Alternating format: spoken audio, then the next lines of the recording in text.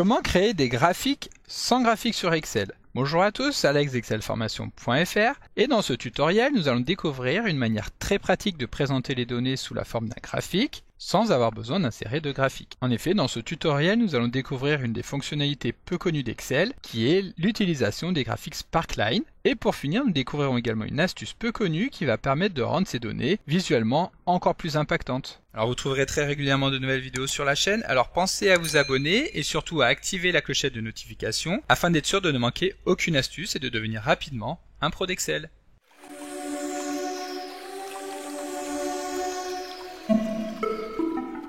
Comme d'habitude, si vous voulez être sûr de bien comprendre tout ce que nous allons voir dans le cadre de cette vidéo, vous pouvez télécharger le support de ce tutoriel ainsi que son corrigé en suivant le lien disponible dans la description de la vidéo, ce qui vous permettra de réaliser les opérations en même temps que moi pour bien comprendre tout ce que nous allons voir dans cette vidéo. Alors, pour faciliter la compréhension et l'interprétation des données, nous pouvons insérer tout simplement un graphique dans la feuille de calcul. Pour illustrer cet exemple, nous allons donc partir du tableau de synthèse suivant, dans lequel nous retrouvons les ventes trimestrielles, pays par pays d'une entreprise. Malheureusement, comme nous pouvons le voir ici, les données de ce tableau ne sont pas facilement interprétables en tant que telles, et un graphique sera bien plus parlant en confrontant chacune des informations les unes avec les autres. Pour insérer un graphique, nous commençons par sélectionner les données, ce qui comprend donc les en-têtes de lignes et de colonnes, mais nous ne prenons pas le total général pour ne pas l'inclure dans ce graphique. Ensuite, nous nous rendons dans le menu Insertion du ruban, et ici nous retrouvons dans le groupe graphique l'ensemble des graphiques à notre disposition. Nous choisissons donc le type de graphique que nous voulons insérer, par exemple ici un graphique courbe, et nous cliquons tout simplement sur le bouton pour insérer le graphique directement sur la feuille de calcul. Cela permet donc de comparer rapidement l'évolution des ventes des différentes régions de manière visuelle, ce qui est donc bien plus parlant. L'inconvénient en revanche de cette méthode, c'est que nous allons perdre le lien direct entre les données que nous avons dans le tableau et les courbes que nous avons ici, ce qui va nous imposer de nous référer à la légende que nous retrouvons juste en dessous du graphique. Et donc, lorsque nous souhaitons visualiser l'évolution de plusieurs tendances sans forcément que celles-ci ne soient comparables directement sur un même plan, comme nous l'avons ici sur le graphique, nous pouvons choisir d'insérer des graphiques Sparkline directement dans les cellules de la feuille de calcul à la suite donc des données du tableau. Un graphique Sparkline est un mini graphique que nous allons insérer dans des cellules et qui vont représenter l'évolution d'une série de données adjacentes. Ces graphiques sont des objets flottants insérés au-dessus de la cellule dont les dimensions vont correspondre exactement à cette cellule. Et ça, nous y reviendrons un petit peu plus tard dans cette vidéo. Donc pour insérer un graphique Sparkline, nous allons commencer par sélectionner les données numériques du tableau,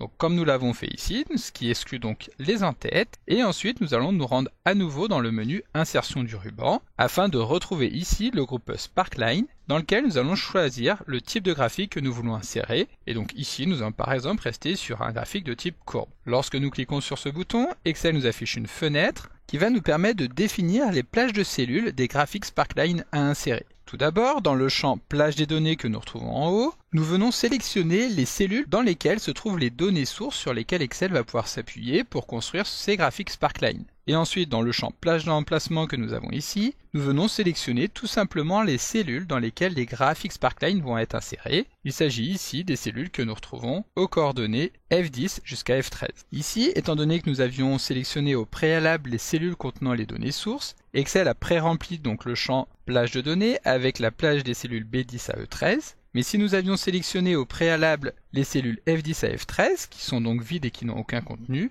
Excel aurait compris qu'il s'agissait des cellules à insérer dans le champ plage d'emplacement, et nous aurions alors dû venir saisir à la main les coordonnées B10 à E13. Voilà, donc une fois que nous avons paramétré ces deux champs, nous validons en appuyant sur OK, pour qu'Excel insère automatiquement les graphiques Sparkline directement dans les cellules de destination. Comme vous pouvez le constater, pour que le graphique soit pleinement visible, il vaut mieux que la hauteur des cellules soit suffisamment importante pour que les informations représentées soient visibles. En effet, si nous avions eu ici des cellules pas très hautes, alors les courbes auraient été écrasées et nous ne pourrions pas visualiser facilement l'évolution représentée par ces courbes. Voilà, donc une fois que le graphique Sparkline est inséré dans la feuille de calcul, nous allons pouvoir modifier celui-ci. Pour cela, nous sélectionnons les cellules dans lesquelles les graphiques ont été insérés et nous pouvons constater que dans le menu ruban, nous avons maintenant un onglet qui porte le nom de Sparkline. Si nous cliquons sur celui-ci, nous allons pouvoir paramétrer les graphiques tels que nous les avons ici dans notre feuille de calcul. Tout d'abord, si nous le souhaitons, nous pouvons modifier les données utilisées en cliquant donc sur le premier bouton, ce qui aura pour effet d'afficher la fenêtre que nous avons vue tout à l'heure et qui nous a permis de modifier notre graphique. Nous pouvons également cliquer sur la partie basse du bouton afin d'afficher un menu déroulant dans lequel nous allons tout d'abord retrouver le bouton modifier les données et l'emplacement du groupe qui correspond donc au bouton que nous avons vu tout à l'heure lorsque nous cliquons sur la partie haute et qui réaffiche la fenêtre de paramétrage. Nous pouvons également cliquer sur cellules masquées et vides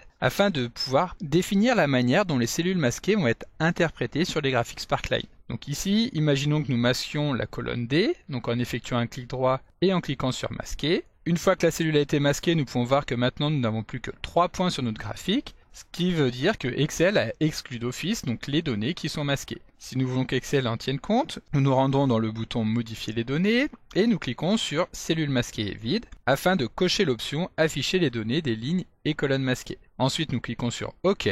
Et cette fois-ci, nous retrouverons bien les données qui ont été masquées, représentées au sein de nos graphiques Sparkline. Et enfin, la dernière option de ce menu déroulant, donc changer de ligne ou de colonne, va permettre d'inverser la manière dont les données seront prises dans nos graphiques Sparkline, à savoir que ici, les données qui servent de source à notre premier graphique Sparkline correspondront aux ventes du premier trimestre. Donc évidemment, ici, cela n'a aucun intérêt. Nous pouvons revenir sur la représentation classique de nos données et réafficher donc la colonne D en sélectionnant les deux colonnes adjacentes et en cliquant sur afficher. Ensuite, si nous revenons donc dans notre menu Sparkline, nous allons maintenant pouvoir modifier très rapidement le type de graphique Sparkline mis en place. Ici, nous avons sélectionné tout à l'heure le graphique de type courbe. Nous pouvons choisir un histogramme qui affichera donc les données sous la forme de barres verticales. Et enfin, nous pouvons choisir conclusion et perte, ce qui ici n'aura aucun intérêt, étant donné que ce type de graphique permet de mettre en évidence les valeurs positives et négatives. Pour l'exemple, nous allons tout simplement modifier la cellule D11 en insérant un moins, et à ce moment-là, nous verrons que la valeur représentée sur le graphique Sparkline sera affichée en dessous. Donc ici, encore une fois, cela n'a aucun intérêt dans notre exemple. Revenons à nouveau dans le menu Sparkline, et dans le groupe afficher, nous allons pouvoir afficher des marques sur nos courbes. Donc par exemple, mettre en évidence le point haut. Ici, nous retrouvons donc un point rouge sur les valeurs les plus élevées de notre graphique. Nous pouvons également mettre en évidence le point bas, donc le point le plus bas de notre graphique. Mettre également une marque sur le premier ou le dernier point, ou encore de tout marquer, donc en cochant marque. Ensuite, dans le groupe style, nous allons pouvoir personnaliser l'apparence de nos graphiques Sparkline. Nous pouvons tout d'abord définir un style global qui va permettre de jouer sur l'ensemble des paramètres, à savoir sur la courbe, mais également sur les marques. Et si nous souhaitons modifier ces paramètres individuellement, nous pouvons choisir donc la couleur de chacun de nos graphiques, par exemple ici en jaune, et la couleur de chacune des marques. Donc par exemple, le point haut sera en vert, et le point bas, nous allons le mettre en rouge. Et enfin, si nous souhaitons pouvoir gérer individuellement chacun des graphiques Sparkline, nous allons commencer par sélectionner ces 4 graphiques, puis dans le groupe Groupe, nous allons cliquer sur le bouton Dissocier. De cette manière, chacun d'entre eux sera géré de manière indépendante. Cela nous permettra par exemple de pouvoir définir que le second graphique sera un histogramme, de même pour le dernier, et nous pourrons également gérer les couleurs de manière individuelle en cliquant sur le bouton style. Et donc une dernière petite astuce avant de nous quitter, comme nous l'avons vu un petit peu plus tôt dans cette vidéo, le graphique Sparkline n'est pas inséré directement dans la cellule à proprement parler, mais il s'agit d'un objet flottant placé au-dessus de la cellule. Nous allons donc pouvoir saisir du contenu dans la cellule que nous pourrons apercevoir par transparence. Ici par exemple, nous allons taper France, Allemagne, Italie, Belgique, ce qui permettra de voir très rapidement le nom des pays au-dessus des graphiques Sparkline. Alors pour rappel, dans une vidéo précédente, nous avions déjà abordé succinctement la notion de Sparkline, et si vous souhaitez découvrir une méthode alternative et encore plus rapide pour insérer des graphiques Sparkline, n'hésitez surtout pas à consulter ce tutoriel, dont vous retrouverez le lien dans la description de la vidéo. Donc comme d'habitude, vous pouvez télécharger le support de secours en suivant le lien que vous trouverez dans la description de la vidéo. Si la vidéo vous a plu, n'oubliez pas de la liker et de la partager à vos collègues et amis sur l'ensemble de vos réseaux sociaux. Et vous pouvez également me laisser vos impressions dans l'espace des commentaires, je lirai chacun d'entre eux et y répondrai avec plaisir. Évidemment, si ce n'est pas encore fait, abonnez-vous à la chaîne pour ne manquer aucune astuce. C'est également très important pour m'aider à gagner en visibilité afin de pouvoir développer la chaîne et continuer de vous proposer des tas de nouvelles vidéos. Merci d'avoir suivi cette vidéo et à très bientôt pour un prochain tuto.